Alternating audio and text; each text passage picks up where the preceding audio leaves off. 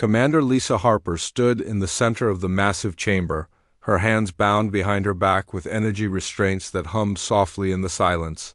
The Galactic Council's tribunal hall stretched high above her, its crystalline walls reflecting the harsh blue light that seemed to come from everywhere and nowhere at once. She kept her chin up and her shoulders straight, even though they had stripped away her rank insignia and left her wearing the plain gray uniform of the accused. The judges sat on floating platforms that moved slowly in a circle around her. Each species represented on the council had sent their most senior legal authority. The Zephyrians looked like living gems, their bodies made of what appeared to be clear crystal that caught and bent the light in strange ways. When they spoke, their voices sounded like wind chimes in a gentle breeze. The Vorthak were different entirely, with their long tentacles that never stopped moving and their large black eyes that seemed to see everything. The Kaleri reminded Harper of giant insects, with their clicking mandibles and compound eyes that reflected the light like mirrors. There were others too, representatives from a dozen different worlds and species, all united in their dislike of humanity and everything humans represented.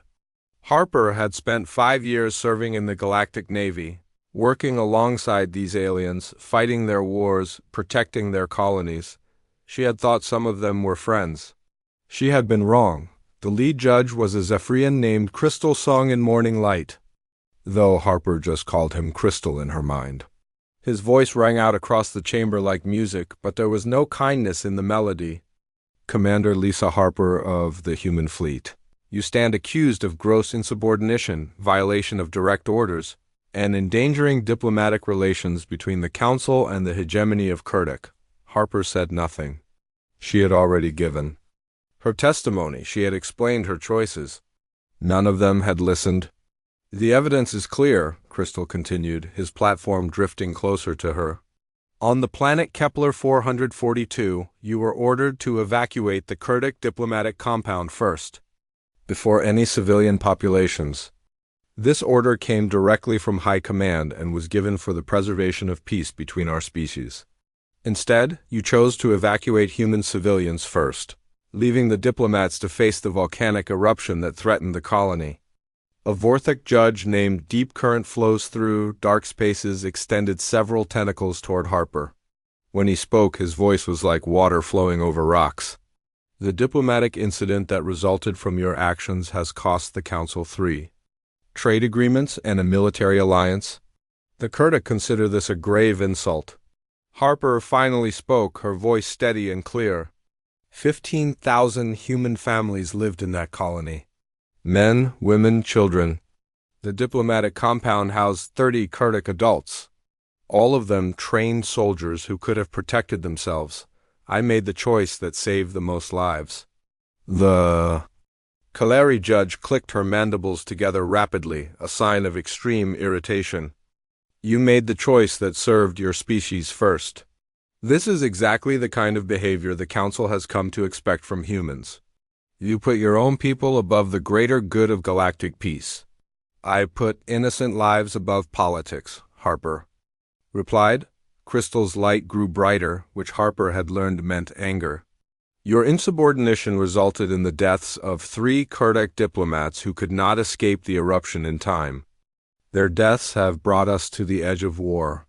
Harper felt a cold anger building in her chest. Those diplomats died because they refused to leave their compound when I offered to evacuate them. They said they would not share transport ships. With humans, they chose pride over survival. You should have followed orders, Deep Current said, his tentacles writhing. You should have shown proper respect for our allies. The trial had been going on for 3 days. Harper had watched as witness after witness testified against her. Some were aliens who had never been to Kepler 442. Others were human officers, who had been ordered to speak against her or face their own courts-martial. She had watched her friends and colleagues choose their careers over the truth. Captain Jake Morrison had been the hardest to watch. Jake had served with her for 2 years. He had been there when she made the choice to save the civilians first. He had helped coordinate the evacuation. But when he took the witness stand, he spoke the words High Command had given him. He said she had acted against orders. He said she had put the mission at risk. He would not look at her while he spoke. Now the judges were ready to pass sentence. Harper knew what was coming. She had known from the moment they arrested her. This trial was not about justice. It was about showing humanity their place in the galactic order. She was the example they would use to keep other humans in line. Crystal floated directly in front of her, his crystalline face reflecting her image back at her in fractured pieces. Commander Lisa Harper, this tribunal finds you guilty of all charges. Your actions have shown a complete disregard for proper authority and galactic law. You have demonstrated the worst tendencies of your species. The other judges moved their platforms to form a circle around her. Deep Current spoke next. The penalty for such crimes would normally be imprisonment. However, your case requires a stronger message. Humanity must learn that their aggressive and selfish nature will not be tolerated. The Kalari judge's mandibles clicked rhythmically. Therefore, we sentence you to exile on Tartarus Prime, a Class X Deathworld in the Outer Rim. You will be provided with basic survival equipment and left to face the consequences of your choices. Harper had heard of Tartarus Prime. Every soldier in the galaxy had heard of it. It was where the Council sent prisoners they wanted to forget about. The planet was a nightmare of toxic atmosphere, extreme weather, and deadly wildlife. The longest anyone had survived there was 11 days. Crystal's voice grew louder, making sure everyone in the chamber could hear. Let this be a lesson to all humans who think they can defy the Council's authority. Your kind may be strong and adaptable, but there are limits to what even humans can survive. Harper looked around the circle of judges, meeting each of their alien eyes. You think you're sending me to die? We are sending you to learn humility, Crystal replied. Harper smiled for the first time since the trial began. It was not a pleasant smile. You're sending me exactly where I need to be. The judges exchanged glances, confused by her response. They had expected fear or anger or pleas for mercy. They had not expected this calm acceptance. As the guards moved forward to escort her to the transport ship, Harper spoke one more time. Thank you for giving me a world without your rules. The chamber fell silent as they led her away. None of the judges understood what she meant. They would learn soon enough. The drop pod screamed through Tartarus Prime's atmosphere like a falling star, its heat shields glowing white-hot as they fought against the planet's toxic air. Lisa Harper was strapped into the single passenger seat, watching through the small viewport as the world below grew larger and more terrifying with each passing second. The atmosphere was thick with sulfur clouds that ate through metal and acid rain that could dissolve bone. Even through the pod's heavy shielding, she could smell the poisonous air seeping in. The planet's surface looked like something from a nightmare. Two suns burned in the purple sky, one red and angry, the other white and merciless. Between them, they baked the surface during the day and left it freezing at night. Jagged mountains of black rock jutted up from purple soil that looked like dried blood. Strange crystal formations caught the sunlight and threw it back in painful bright flashes that hurt to look at. The pod's computer spoke in a calm voice that seemed out of place. Approaching landing zone, impact in 30 seconds. Survival probability? Calculated at 12%. Harper checked her equipment one more time. The Council had given her the minimum required by galactic law for exile sentences. She had an environmental suit that would keep her alive for maybe 6 hours in the toxic air. A small emergency shelter that could protect her from the acid rain for a few days. Basic tools, a medical kit, and enough food and water for 1 week. After that, she was on her own. 10 seconds to impact. Harper gripped the armrests of her seat and waited. The pod hit the ground hard enough to rattle her teeth and throw her against the safety harness. Warning lights flashed all around her. As systems failed, the main power cell was cracked. The communication array was destroyed. The emergency beacon that was supposed to call for rescue had been disabled before launch. She released the harness and hit the door release. The pod's hatch opened with a hiss of equalizing pressure, and the smell of Tartarus Prime rolled in. Like a physical blow, Even through her suit's filters, the air burned her nose and throat. Her suit sensors went crazy, warning her about toxic gases, radiation levels, and atmospheric pressure that was just barely within human tolerance. Harper stepped out onto the surface of the Deathworld and looked around.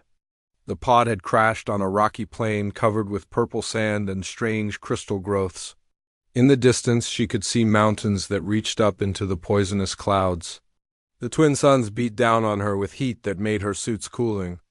System work overtime. She had barely taken 10 steps from the pod when she heard the first sound that did not come from wind or settling rock. It was a high-pitched shriek that seemed to come from above. Harper looked up and saw them diving toward her out of the purple sky. Razor wings, she had read about them in the briefing files. 6-limbed flying predators with metallic feathers that could cut through steel. They hunted in packs and could sense heat from miles away. The file said they were one of the main reasons nobody survived long on Tartarus Prime. There were 4 of them in this pack, each one the size of a small aircraft.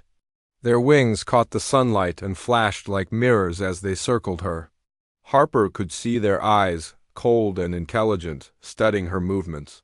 They were not just animals. They were thinking, planning, deciding how best to kill her. Harper drew her sidearm, a standard council-issue plasma pistol. She had 18 shots before the power cell ran out.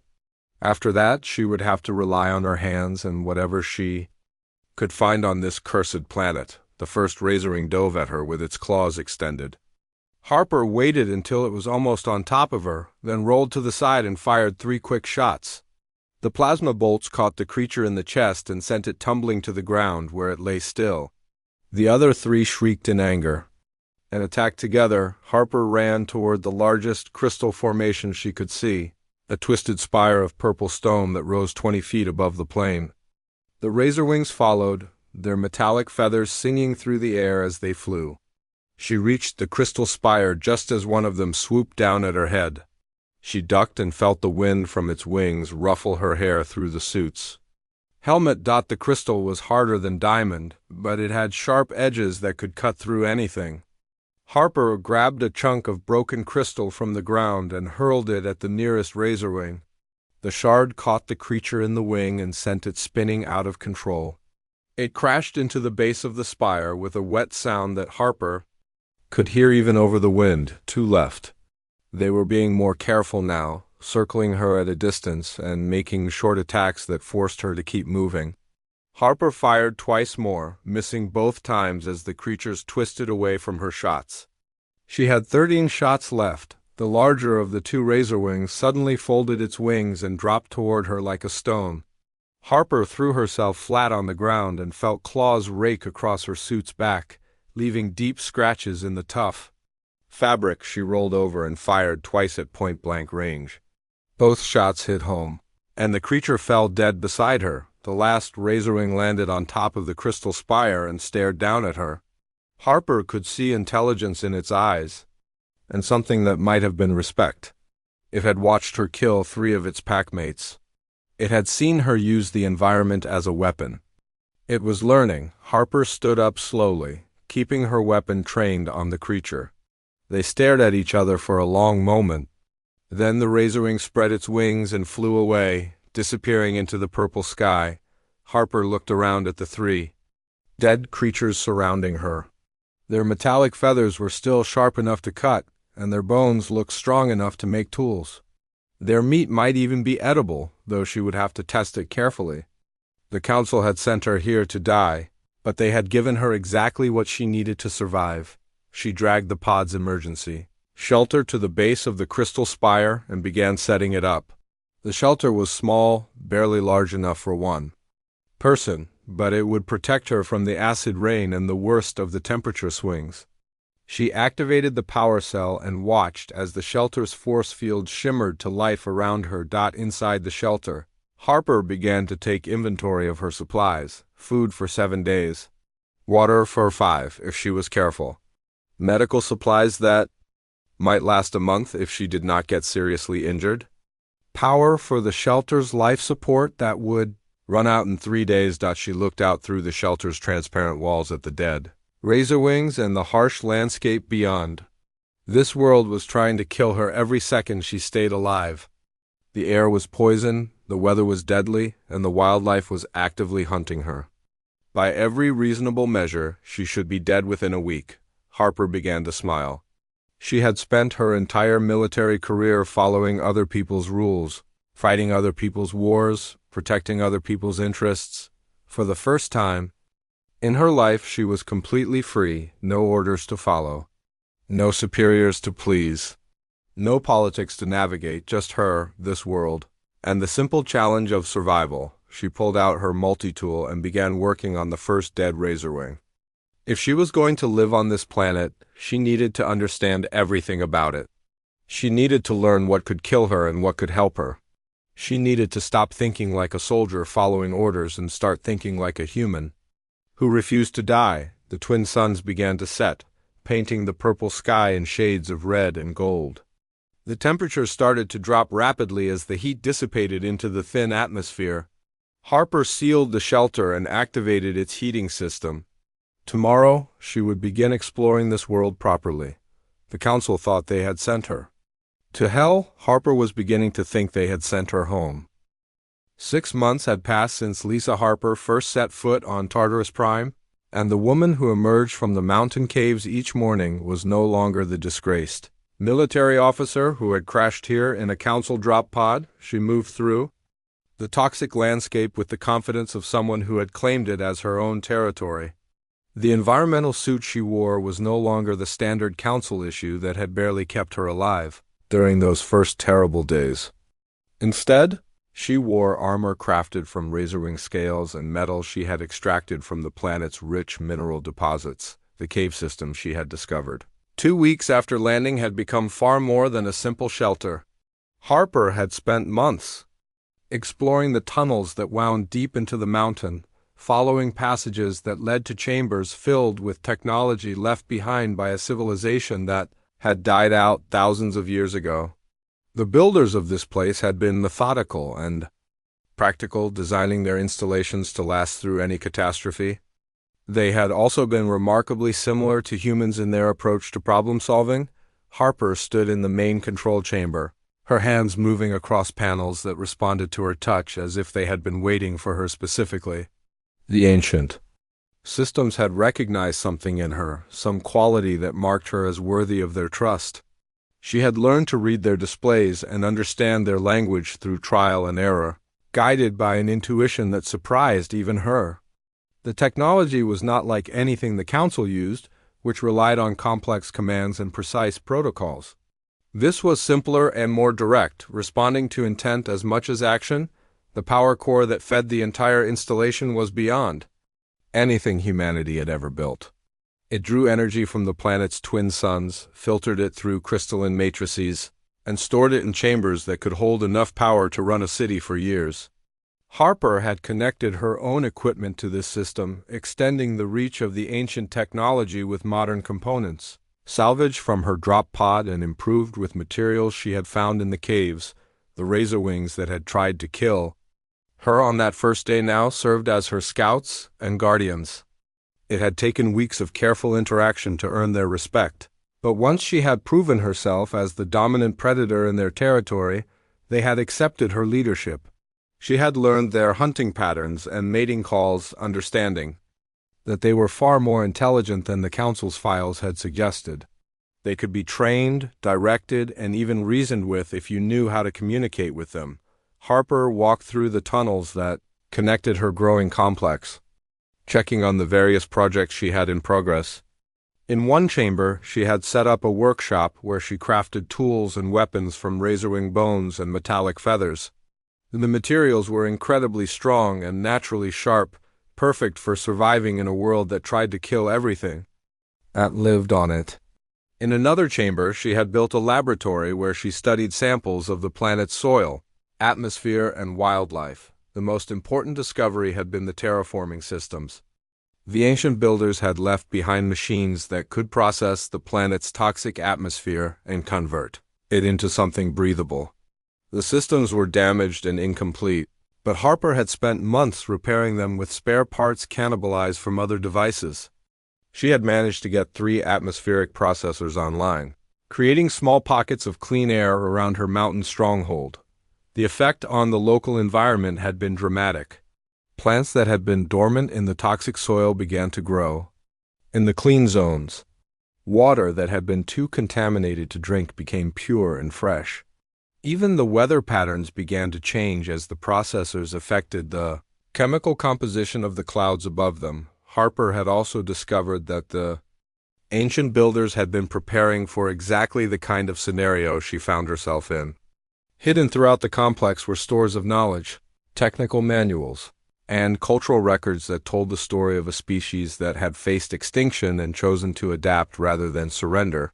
They had built their technology to be inherited by whoever came after them, leaving behind tools that could transform any world into a suitable home. The monitoring probe that arrived in the 6th month was not unexpected. Harper had been watching the skies, knowing that the Council would eventually send something to confirm her death. The small automated craft approached her territory cautiously, its sensors scanning for any signs of human life. Harper did not hide from it. Instead, she met it openly, standing on the platform she had built on top of her mountain fortress. The probe's cameras recorded everything they saw. Harper, in her custom armor, standing confidently in air that should have killed her in minutes. The atmospheric processors working smoothly in the background, their towers reaching up into the purple sky. The razor wings perched on ledges around the platform, clearly under her command. The gardens where human-compatible plants were growing, in soil that had been toxic waste only months before. Harper looked directly into the probe's main camera and spoke clearly. "This is Commander Lisa Harper, claiming sovereignty over this territory by right of conquest and occupation. This world is no longer available for Council jurisdiction. Any ships entering this system without permission will be considered hostile and dealt with accordingly." She gestured toward the atmospheric processors and the growing green zones spreading out from her mountain base. "As you can see, this world is no longer the wasteland your records describe. It is my domain now, and it will serve as the foundation for something larger than the Council has the vision to imagine." The probe's recording equipment captured everything, from the impossible gardens to the domesticated predators to the woman who stood at the center of it, all like she had been born to rule this place. Harper attached a data packet to the probe's memory core containing detailed readings from her atmospheric processors, soil analysis results, and technical specifications for the ancient technology she had learned to operate. "Tell the Council that their exile was the greatest gift they could have given me," Harper said as the probe prepared to leave. "They sent me to a world that would kill anyone else, but it was exactly what I needed to become what I was meant to be." The probe lifted off and disappeared into the purple sky, carrying its message back to the galactic civilization that had tried to forget about her. Harper watched it go with satisfaction. Soon, word would spread about what she had accomplished on Tartarus Prime. Humans throughout Council space would hear about the woman who had not just survived a Deathworld, but claimed it as her throne. She returned to her control chamber and activated the long-range communication array she had built using ancient technology and modern components. The signal was strong enough to reach human colonies throughout the nearby systems, carrying a simple message that would change everything. "This is Lisa Harper, sending from Tartarus Prime to any humans who are tired of following alien rules and alien laws. To anyone who wants to build something that belongs to us, you are welcome here. This world is proof that humans can not only survive anywhere, but thrive in places where no other species can even breathe." Harper looked out through the chamber's crystal windows at the landscape she was transforming. The purple soil was slowly turning brown and green as her processors cleaned the toxins from it. The acid rain had stopped falling over her territory, replaced by clean water that nourished the growing plants. The twin suns still burned in the sky, but their heat was being harnessed to power the technology that was reshaping this world. She had been sent here as punishment, cast out by a galactic civilization that thought it could break her spirit by abandoning her on a world designed to kill everything that tried to live on it. Instead, they had given her exactly what she needed to prove something that would terrify them once they understood it. Humans did not just adapt to hostile environments. They conquered them and made them into homes. The Council's Deathworld was becoming humanity's garden, and Harper was just getting started. Admiral Kane Wright stood on the bridge of the Council ship Harmony's Edge, staring at the view screen that showed Tartarus Prime growing larger as they approached. The planet should have been a dead rock floating in space, marked only by the grave of another human who had learned the price of defying galactic law. Instead, what he saw through the ship's sensors made no sense according to everything he knew about Deathworlds, and human survival limits. The northern continent showed clear signs of terraforming activity. Atmospheric processes towered above.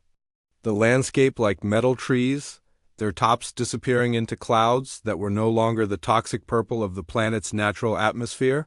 Green zones spread out from several central points where the air had been cleaned and the soil made fertile. Most shocking of all, the sensors detected multiple human life signs scattered across the continent, not just the single exile they had come to investigate. Wright had known Lisa Harper for 8 years before her trial and exile. She had served under his command when he was a captain, and he had watched her rise through the ranks with a mixture of pride and worry. Harper had always been too willing to bend rules when she thought the mission required it. She had been too quick to put human concerns ahead of galactic politics. He had tried to warn her that such attitudes would eventually get her in trouble with the Council when the orders came to testify against her at the trial. Wright had chosen his career over his conscience. He told himself that Harper had brought her fate on herself by refusing to follow proper procedures. He convinced himself that losing one officer was better than destabilizing the entire relationship between humanity and the Council.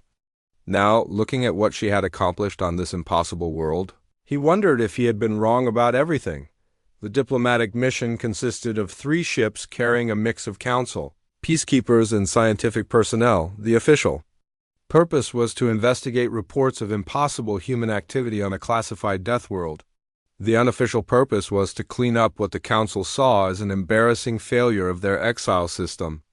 Dead exiles told no tales, but living ones who had somehow thrived in places designed to kill them raised uncomfortable questions about Council authority. Dr. Elena Rodriguez, the mission's chief scientist, joined right at the view screen. She had been studying the sensor data for hours, and her expression showed the same confusion that Wright felt. "The atmospheric composition readings are incredible," she said quietly. 6 months ago, this planet's air would have killed any human in minutes. Now, there are zones where the atmosphere is not just breathable, but actually healthier than most human colonies. Wright nodded grimly. What about the terraforming equipment? Can our people identify the technology being used? Rodriguez shook her head. The energy signatures are unlike anything in our databases. The power output alone should be impossible with any technology humans have access to. And the efficiency rates are beyond anything the Council species have achieved. The communication officer looked up from his station. "Admiral, we're receiving a transmission from the planet's surface. It's coming from coordinates that match the largest atmospheric processor installation." Wright straightened his uniform and stepped toward the main screen. "Put it through." Lisa Harper's face appeared on the screen, and Wright barely recognized the woman he had once known. She wore armor that seemed to be crafted from materials he did not recognize, dark and gleaming like metal, but moving like cloth. Her hair was longer than military regulations allowed, and her skin showed the marks of someone who had spent months in harsh conditions. But it was her eyes that showed the biggest change. They held a confidence and authority that Wright had never seen in her before. "Admiral Wright," Harper said, her voice carrying easily across the communication link. "I wondered when the Council would send someone to check on their failed execution." Wright chose his words carefully. "Commander Harper, you are addressing a Council diplomatic mission operating under proper authority. Your presence on this world violates the terms of your exile sentence." Harper smiled, and there was no warmth in the expression. "My exile sentence? was to be abandoned on this world with minimal survival equipment. I believe I have fulfilled those terms completely. What I do after that is my own business. Dr. Rodriguez stepped forward. Ms. Harper, our sensors indicate the presence of advanced terraforming technology and multiple human life signs. How is this possible? Dr. Rodriguez, isn't it? I've read your papers on atmospheric processing, Harper replied. You theorized that any species capable of large-scale terraforming would need to be highly adaptable and willing to take extreme risks. Congratulations, you were right. Wright felt his patience running thin. Harper, you need to return with U.S. to face additional charges. The Council cannot allow this situation to continue. Harper's expression hardened. Cannot allow what situation, Admiral? A human who refused to die when you told her to? A world that is becoming habitable through human ingenuity and determination? Or the fact that your exile system has failed so completely that your intended victim is now sending out signals that have attracted human refugees from across 3 systems? The admission hit Wright like a physical blow. You've been calling other humans here? I've been offering them what the Council never could, Harper replied. A place where humans can be themselves without asking permission from aliens who see us as useful but dangerous pets. A world where our aggressive adaptability is an advantage instead of a character flaw that needs to be suppressed. Wright activated the ship's tactical display and saw what Harper meant. 3 more ships were approaching Tartarus Prime from different directions, all broadcasting human identification codes. Freighters and passenger vessels carrying people who had heard Harper's message and decided to answer it. Those ships are entering restricted space, Wright said. They must be turned away immediately. Harper laughed, and the sound carried no humor at all. Restricted by whom? The council that declared this world uninhabitable? The same council that sent me here to die? I think their authority ended the moment they abandoned me here. Wright realized that the situation was spiraling beyond his ability to control it through normal diplomatic channels. Commander Harper, I am ordering you to surrender yourself and your co-conspirators for immediate transport to Council custody. Any resistance will be met with appropriate force. Harper's image on the screen shifted slightly, and Wright realized she was no longer alone. Other figures moved in the background, humans wearing the same type of armor she wore. The camera angle widened to show part of what appeared to be a massive installation built into the side of a mountain. Admiral, you seem to be confused about something important, Harper said. You are not on a council world speaking to a council citizen. You are in my territory speaking to the sovereign ruler of a world I claim through conquest and settlement. If anyone is going to be making orders here, it will be me. Wright signaled to his tactical officer to prepare the ship's weapon systems. Miss Harper, you are a human citizen subject to council law. This world remains under council jurisdiction regardless of any improvements you may have made to it. Harper stepped closer to the camera, and Wright could see that her armor was covered with weapons that did not match any design in the council databases. Let me explain how jurisdiction works, Admiral. It belongs to whoever can enforce it. You sent 3 ships to arrest 1 exile. I suggest you reconsider your position. The tactical officer called out a warning. Admiral, we're detecting weapons platforms coming online across the planet's surface. Energy signatures are massive, sir. I've never seen anything like them. Right. Looked at the tactical display and felt his confidence evaporate. Dozens of weapon emplacements were powering up around Harper's territory, their targeting systems locking onto his ships. The energy readings suggested firepower that could turn his entire diplomatic mission into scrap metal. Harper's voice continued from the speakers. You have 2 choices, Admiral. You can recognize my sovereignty over this world and the surrounding system, or you can try to take it from me. But I should warn you that this planet has taught me some very valuable lessons about survival. The most important one is that sometimes the best defense is making sure your enemies regret ever finding you. Wright stared at the screen, realizing that he was facing something the Council had never prepared him for. Harper was not just a surviving exile. She had become something new, something that challenged every assumption about human limitations and Council authority. What do you want? Wright asked finally. Harper smiled again, and this time there was satisfaction in her expression. I want you to go back to the council and deliver a message. Tell them that humanity is done asking for permission. Tell them that their death worlds are about to become our empire. The siege lasted 3 days, and on the morning of the 4th day, Admiral King Wright knew that everything he had believed about human limitations and council superiority had been wrong.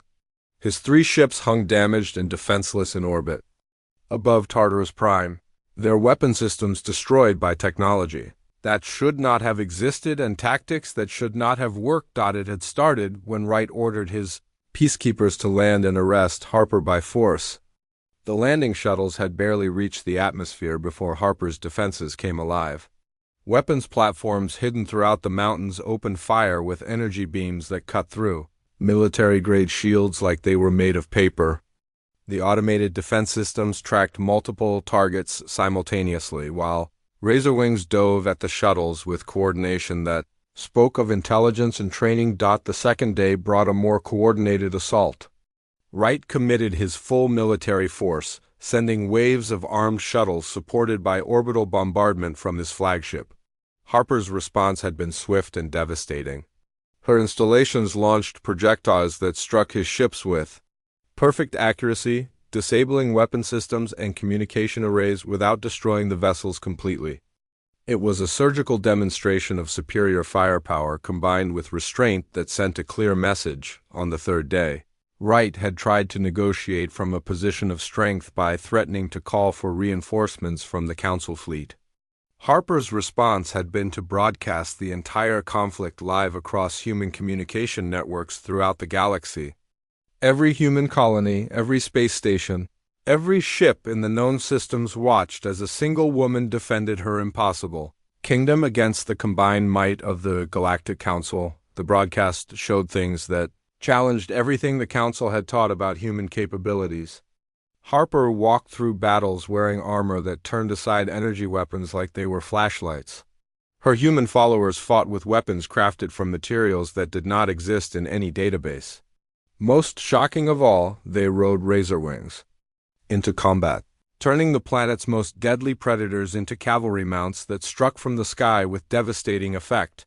Wright stood in his damaged command center, watching the tactical display that showed his complete defeat. His ships were powerless, his forces were stranded on the planet's surface, and his mission had become the galaxy's most public military humiliation.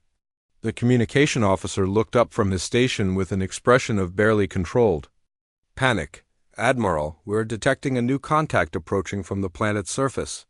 It appears to be a single shuttle, but the energy signature is unlike anything in our files. Wright turned to the main screen and watched as Harper's personal craft rose from the atmosphere. The shuttle was sleek and alien-looking, clearly built using the same advanced technology that powered her installations. It moved through space with a grace that made Council ships look clumsy by comparison. She's requesting permission to dock with our flagship, the communication officer reported. Wright almost laughed at the absurdity of it.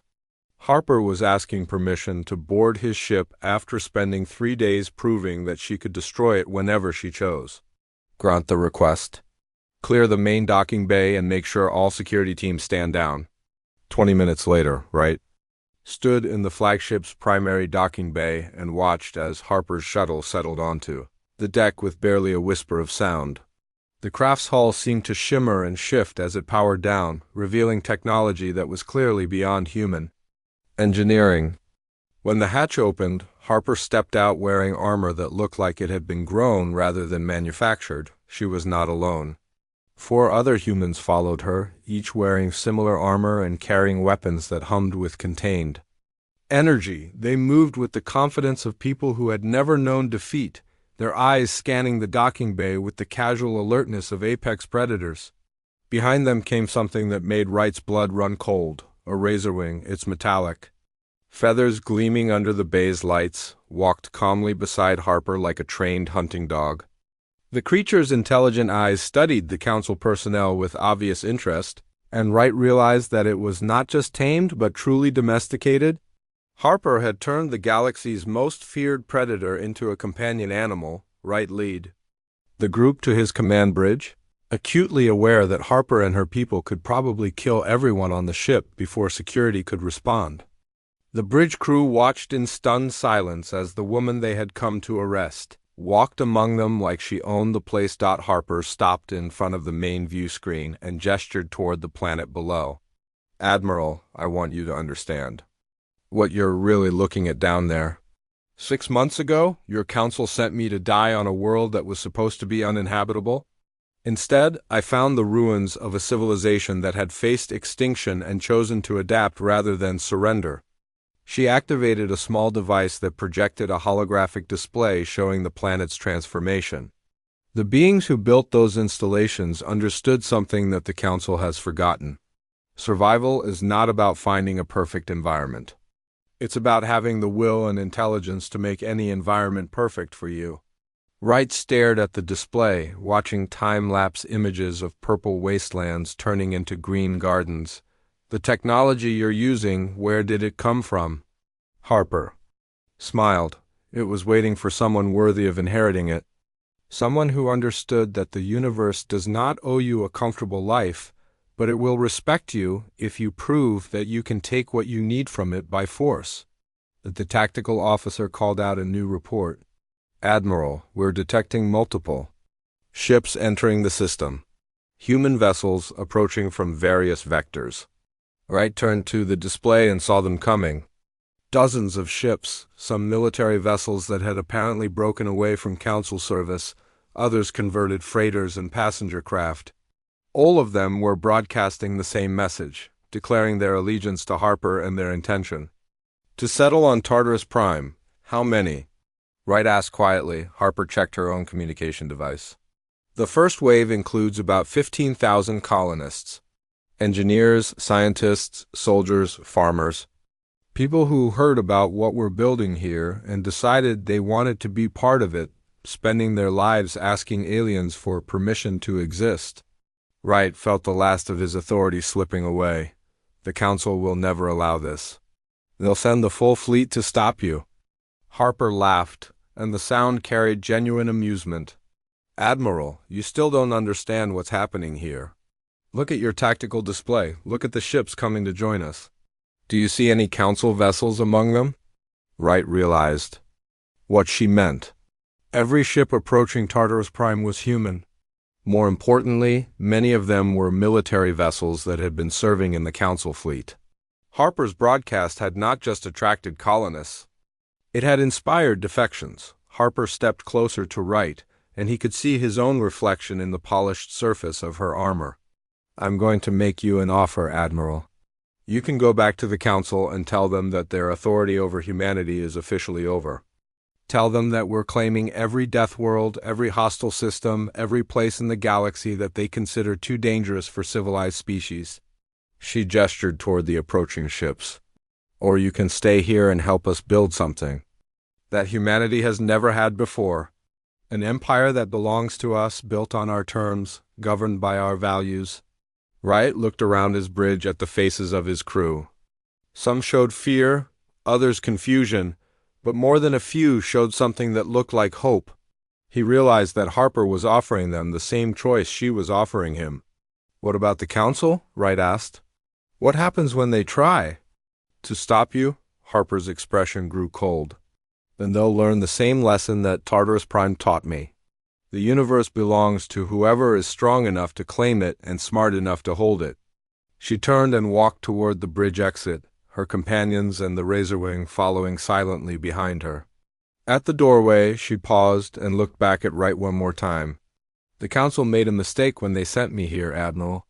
They thought they were getting rid of a problem. Instead, they created the solution to humanity's biggest problem." Harper's smile was sharp as a blade. "We were never meant to serve aliens, we were meant to rule ourselves." Wright watched her leave, then turned back to the view screen showing Tartarus Prime. The planet's surface was dotted with lights now, growing brighter as more colonists landed and began building their new lives. In the distance, he could see the massive atmospheric processors working steadily to transform this world into humanity's first true stronghold. The woman the Council had sent to die had become something they had never imagined possible. She had become the empress of humanity's darkest dreams and brightest hopes. And Wright realized that he was witnessing the birth of something that would change the galaxy forever. The age of humanity asking for permission was over. The age of humanity taking what it wanted had begun.